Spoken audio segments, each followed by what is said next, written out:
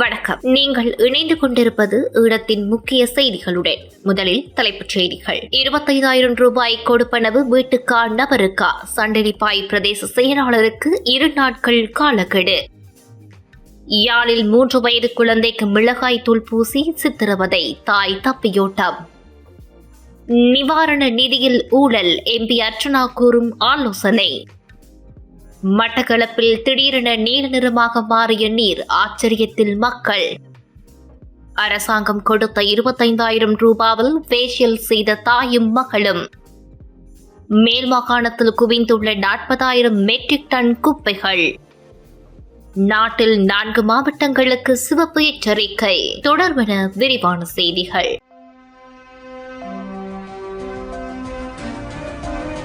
பேரிடரால் பாதிக்கப்பட்ட மக்களுக்கு அரசாங்கத்தினால் வழங்கப்படுகின்ற 25,000 ரூபாய் கொடுப்பனவு வீட்டுக்கானதா அல்லது ஒரு நபருக்கானதா என்ற விளக்கத்தை எழுத்து மூலமாக வழங்குமாறு சண்டிலிப்பாய் பிரதேச செயலாளருக்கு இலங்கை மனித உரிமைகள் ஆணைக்குழுவின் யாழ் பிராந்திய அலுவலகம் 2 நாட்கள் காலக்கெடு வழங்கி கடிதம் அனுப்பியுள்ளது. சம்பவம் தொடர்பில் தெரிய வரும்போது சண்டிலிப்பாய் பிரதேச செயலகத்துக்குட்பட்ட கல்லுண்டாய் பகுதியில் உள்ள புதிய வீட்டு திட்டத்தில் வசிக்கும் 16 வயதான மாணவன் மனித உரிமை ஆணைக்குழுவில் முறைப்பாடு செய்துள்ளார். முறைப்பாட்டில் தந்தை இல்லாத நிலையில் தாயுடன் கல்லுண்டாய் புதிய வீட்டு திட்ட வீட்டில் வசித்து வந்த நிலையில் கடந்த 3 மாதங்களுக்கு முன்னர் அம்மா வேலை நிமித்தமாக கொழும்பில் தங்கியுள்ளார். நான் தனியே அந்த வீட்டில் இரவு நேரங்களில் தங்க முடியாததால் குருநகர் பகுதியில் உள்ள பெரியம்மா வீட்டில் தங்குவேன். இந்த நிலையில் மழை ஆரம்பித்ததால் எமது வீடு வெள்ளத்தில் மூழ்குவது வழமையாகும். அதனால் தான் மழை ஆரம்பித்ததால் நான் தொடர்ச்சியாக பெரியம்மா வீட்டில் தங்கியிருந்தேன். எமது வீட்டினுள் வெள்ளம் சென்றிருந்தது. இந்த நிலையில் பேரிடரால் எமது வீடு வெள்ளத்தில்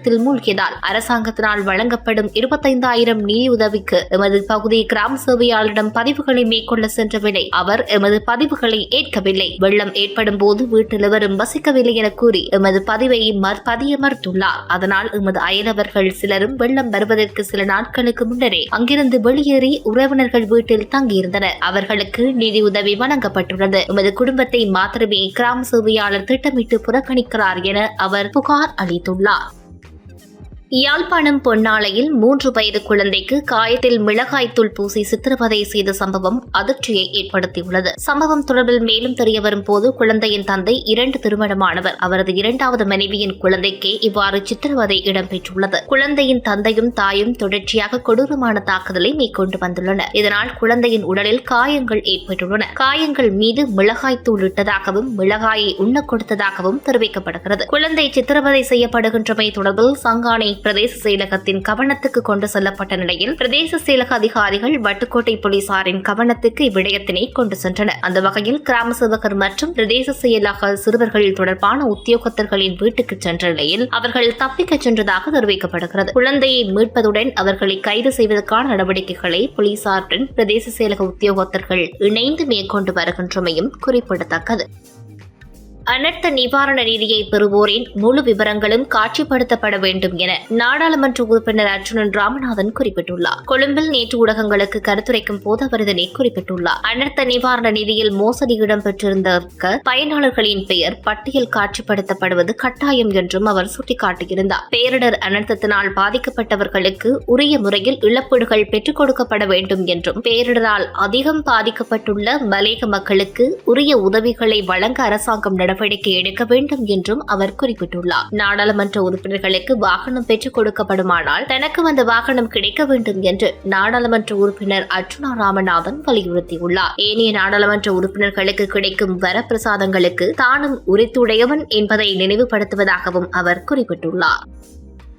மட்டக்களப்பு நகர் பொற்தொழிலாளர் வீதியில் உள்ள வீடு ஒன்றின் கிணற்று நீர் திடீரென நீல நிறமாக மாறியுள்ள சம்பவம் நேற்று இடம்பெற்றுள்ளது. இன்று காலை தண்ணீர் தொட்டியை நிரப்புவதற்கு தண்ணீர் பம்பை இயக்கியவுடன் தண்ணீர் நீல நிறத்தில் வெளிவந்துள்ளது. இதனை அடுத்து ஆச்சரியமடைந்த வீட்டின் உரிமையாளர் தண்ணீர் பம்பை நிறுத்திவிட்டு கிணற்றில் வாளியில் தண்ணீரை எடுத்து சோதனை செய்த போது கிணற்று நீரும் நீல நிறமாக மாறியுள்ளதை அவதானித்துள்ளார். சம்பவம் தொடர்பாக கிராம உத்தியோகத்தருக்கு அறிவித்துள்ளதாக வீட்டின் உரிமையாளர் குறிப்பிட்டுள்ளார். வீட்டின் கிணற்றில் உள்ள தண்ணீர் நீல நிறமாக மாறிய விடயம் அப்பகுதி மக்களிடையே ஆச்சரியத்தையும் பரபரப்பையும் ஏற்படுத்தியுள்ளது. இந்நிலையில் மழைக்காலத்தில் கிணற்றில் உள்ள தண்ணீர் நீல நிறமாக மாறும் சம்பவங்கள் முன்னரும் இடம்பெற்றுள்ளதாக சிலர் தெரிவித்ததை அடுத்தே பதற்றம் முடிவடைந்துள்ளது.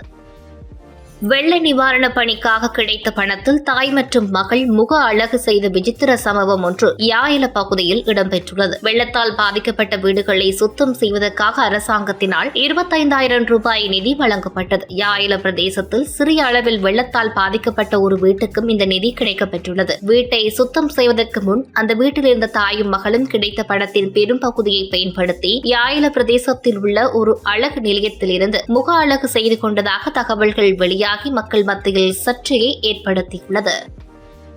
நாட்டில் ஏற்பட்ட பேரிடர் நிலைமையை தொடர்ந்து மேல் மாகாணத்தில் மட்டும் சுமார் 40,000 மெட்ரிக் டன் குப்பைகள் குவிந்துள்ளன. கொடிகாவத்தை, முள்ளேரியா, கொலன்னாவை மற்றும் கடுவல ஆகிய உள்ளூராட்சி பிரதேசங்களில் அதிக அளவு குப்பைகள் குவிந்துள்ளதாக மேல் மாகாண கழிவு முகாமைத்துவ அதிகார சபையின் தலைவர் சதுரு அகவத தெரிவித்துள்ளார். இருப்பினும் இன்னும் சிறிய அளவிலான குப்பைகள் அகற்றப்பட வேண்டியுள்ளதாகவும் அவர் குறிப்பிட்டுள்ளார். பேரிடரால் அதிகம் பாதிக்கப்பட்ட கம்பளை நகரில் 400 மெட்ரிக் டன்னுக்கும் அதிகமான குப்பைகள் குவிந்துள்ளன. கம்பள நிதகசம் மாவட்டத்தில் குப்பைகள் குவிந்துள்ளதால் அந்த பகுதி முழுவதும் கடுமையான துர்நாற்றம் வீசுவதாகவும் மக்களின் சுகாதாரம் பாதிக்கப்பட்டுள்ளதாகவும் மக்கள் கவலை தெரிவித்துள்ளனர்.